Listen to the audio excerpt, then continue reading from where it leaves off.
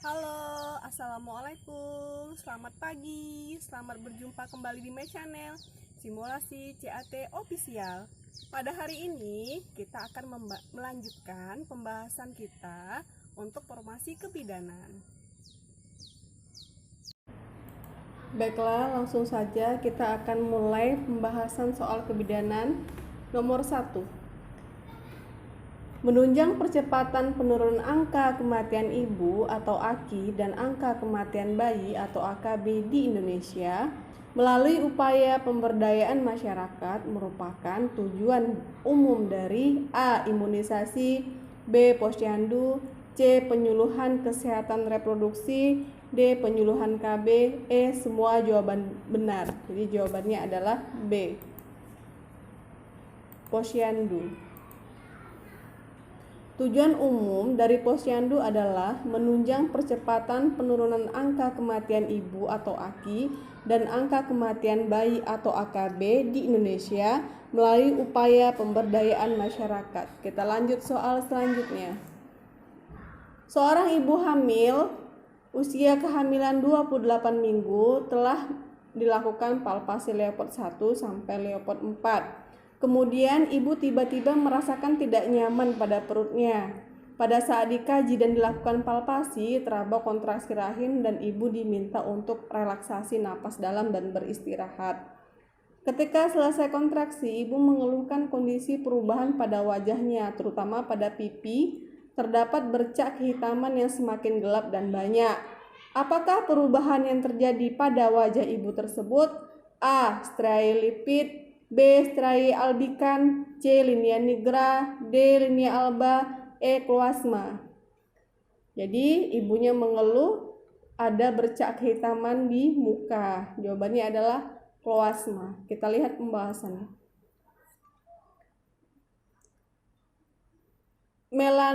Melanosit stimulating hormone atau MSH yang akan mengakibatkan terjadinya perubahan pada kulit, terutama deposit pigmen dan hiperpigmentasi. Kloasma atau melasma sering dikenal dengan topeng kehamilan karena menimbulkan pigmentasi kulit muka, terutama di sekitar pipi. Kita lanjut soal selanjutnya. Seorang ibu muda pada tanggal 15 Oktober 2019 datang ke poliklinik dan mengatakan ia mengalami keterlambatan menstruasi selama 5 minggu. Ibu mengatakan bahwa pada tanggal 8 September 2019 merupakan awal menstruasi dan sekaligus menstruasi terakhirnya. Ibu sangat penasaran dan ingin mengetahui apakah dirinya benaran hamil atau tidak.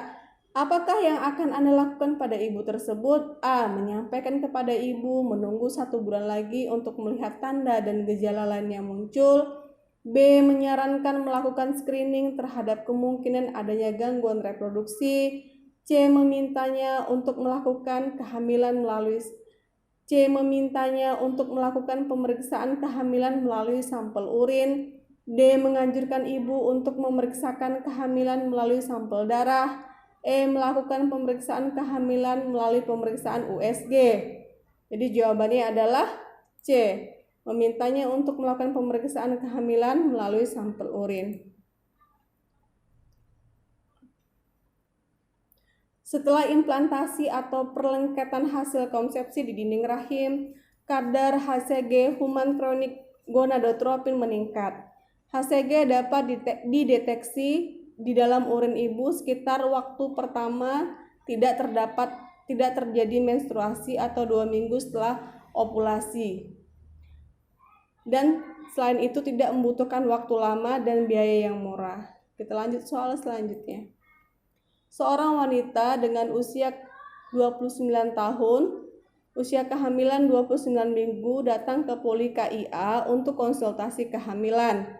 Dari hasil pengkajian didapatkan data pasien memiliki anak hidup 2 dan riwayat mengalami keguguran pada anak ketiga. Apakah status obstetri pada kasus tersebut? Ibu 29 tahun, sekarang hamil 29 minggu, sudah punya anak 2, keguguran 1. Jadi status obstetrinya adalah D, G4, hamil keempat, P2 dan A1. G4, hamil keempat, hidup anak 2, abortus 1. Jadi jawabannya adalah D. Kita lanjut soal selanjutnya. Seorang wanita hamil berusia 21 tahun dengan G1 P0A0 hamil 37 minggu datang untuk melakukan pemeriksaan kehamilan. Dari hasil pengkajian Leopold diperoleh pada daerah pundus terdapat bokong, pada sisi kiri perut ibu terdapat punggung janin, dan presentasi kepala belum masuk pintu atas panggul. Apakah tindakan selanjutnya pada kasus tersebut? A. Menilai kontraksi, B. Klarifikasi pada arteri radialis ibu, C. Pastikan kembali posisi janin, D. Mencari daerah punktum maksimum, E. Melakukan pemeriksaan DDJ. Jawabannya adalah E. Melakukan pemeriksaan DDJ. Karena setelah kita melakukan pemeriksaan palpasi Leopold, tindakan selanjutnya adalah pemeriksaan DDJ. Kita lanjut soal selanjutnya. Seorang wanita hamil datang ke poli KIA untuk memeriksakan kehamilannya. Usianya 24 minggu, G1 P0A0. Dari hasil pengkajian didapat halangan terakhir 16 Januari 2017. Tinggi pundus uteri 28 cm, tensi 110/70, pernapasan 18 kali per menit, dan nadi 88 kali per menit. Berapakah usia kehamilan pada kasus di atas? Ini kita memakai rumus McDonald. Jawabannya adalah 32 minggu, di mana kita lihat pembahasannya. Tinggi pundus uterinya dalam sentimeter dikali 8 dibagi 7. Tinggi pundus uternya 28 cm dikali 8 itu dapatnya 224 dibagi 7 sama dengan 32. Hasilnya dalam minggu, 32 minggu. Kita lanjut soal selanjutnya. Seorang wanita hamil datang ke poli KIA untuk memeriksakan kehamilannya. Wanita dengan usia 24 tahun G1 P0A0. Hasil pengkajian didapat data halangan terakhir 16 Januari 2020.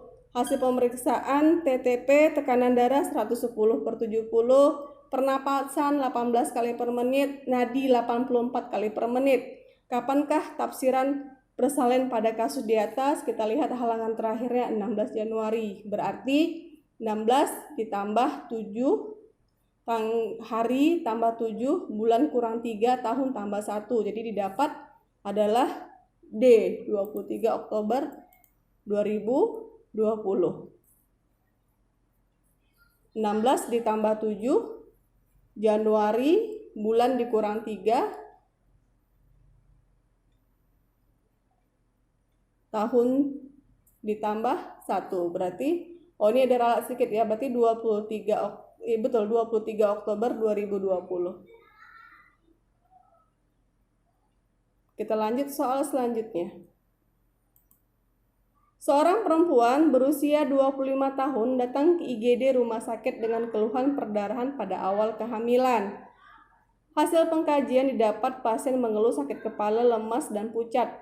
Perdarahan perpaginem berwarna merah terang, konsistensi cair, dan menggunakan 2 pembalut penuh. Tekanan darah 110/60, pernapasan 23 kali per menit, nadi 110 kali per menit. Dan CRT besar dari 3 detik. Apakah masalah utama pada kasus tersebut?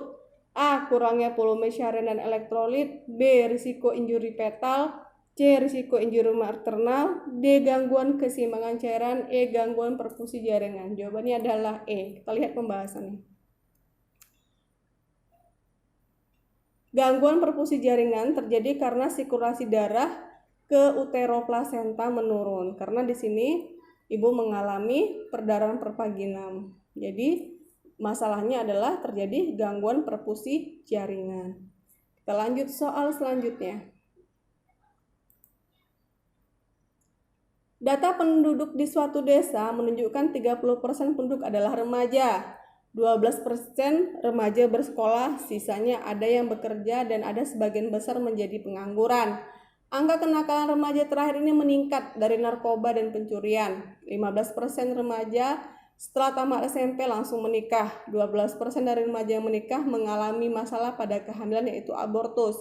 Kadar mengatakan belum ada penyuluhan kesehatan remaja. Apakah topik pendidikan kesehatan yang utama pada kasus di atas? A. Pola asuh keluarga, B. Kesehatan reproduksi pada remaja. C. Dampak pernikahan dini. D. Remaja berkualitas sebagai generasi penerus. E. Remaja dan narkoba. Kita lihat pada soal menunjukkan masalah pada remaja dan terjadinya pernikahan dini pada remaja. Dan juga terjadi kasus abortus. Jadi topik pendidikan yang tepat pada kasus ini adalah tentang B. Kesehatan reproduksi pada remaja.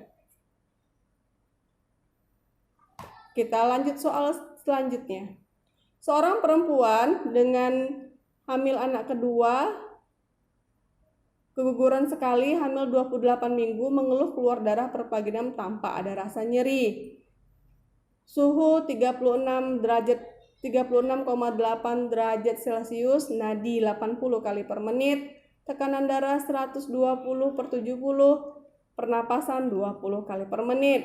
Klien tampak gelisah memikirkan kondisi kehamilannya. Hasil pemeriksaan nyatakan mengalami perdarahan antepartum. Apakah yang perlu dikaji lebih lanjut tentang perdarahan pada pasien tersebut? Kita lihat usia kehamilannya 28 minggu, perdarahannya tanpa nyeri. Jadi yang perlu dikaji ini adalah jumlah perdarahan dan warna perdarahan. C. Baiklah teman, demikianlah pembahasan soal kita untuk persiapan SKB Formasi Kebidanan.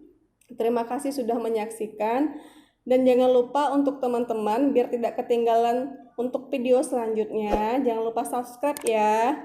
Terima kasih telah menyaksikan. Assalamualaikum warahmatullahi wabarakatuh.